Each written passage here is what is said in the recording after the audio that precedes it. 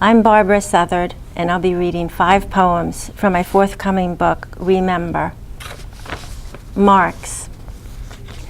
There's something to be said for marks made by use. The darkened handle on a hammer, a wedding band reduced to a sliver of gold, concaved cutting board hanging on the kitchen wall.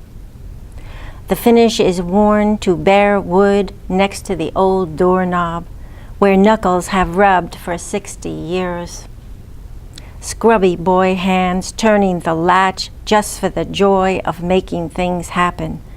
Misshapen joints of an old man, the first fumbling efforts of a small child.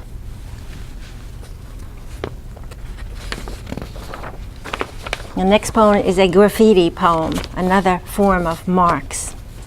It's called I Was Here, This Is Me.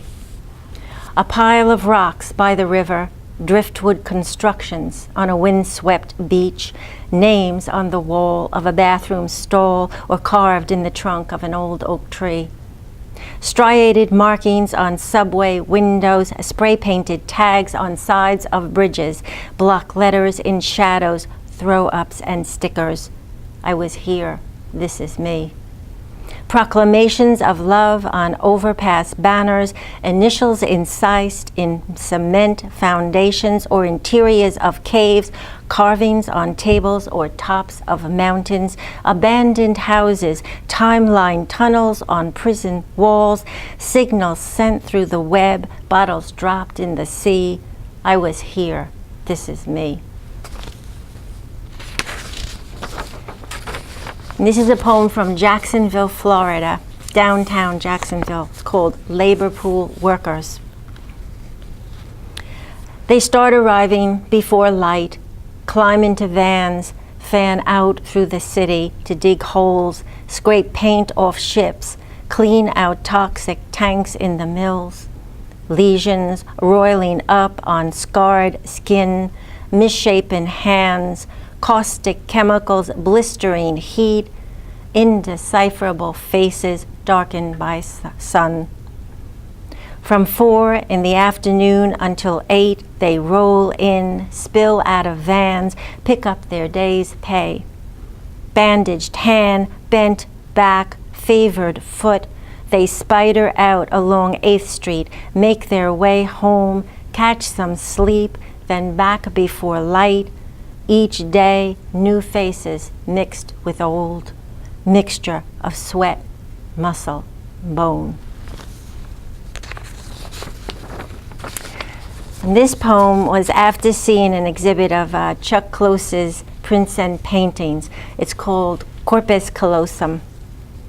Chuck Close said that his differently wired brain led him to paint portraits in segments because he had difficulty remembering faces.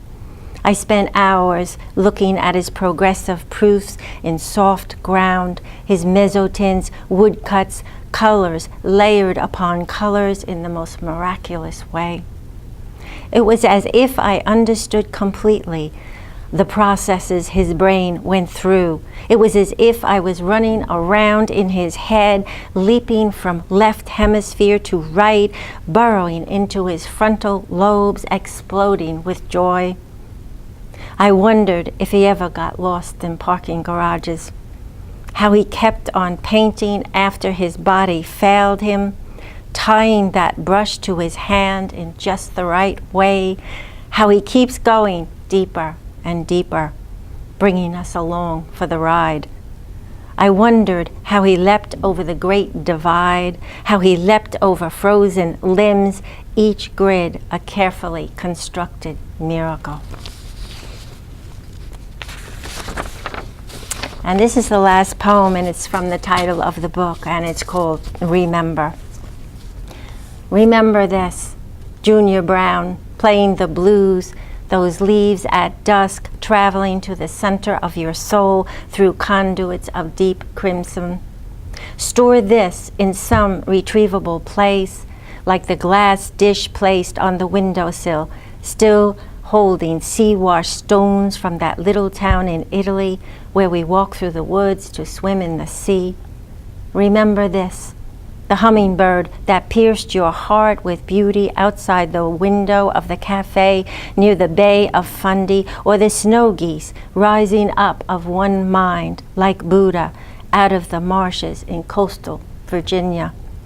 Store these in some retrievable place to be brought back when your eyes dim and your body no longer answers your bidding. When ghosts of past failures crowd out the incandescent feel of a baby's hand in yours. Remember these, the multitude of sacred moments that marched onward from that first sentient spark to the last flickering light. Remember. Thank you.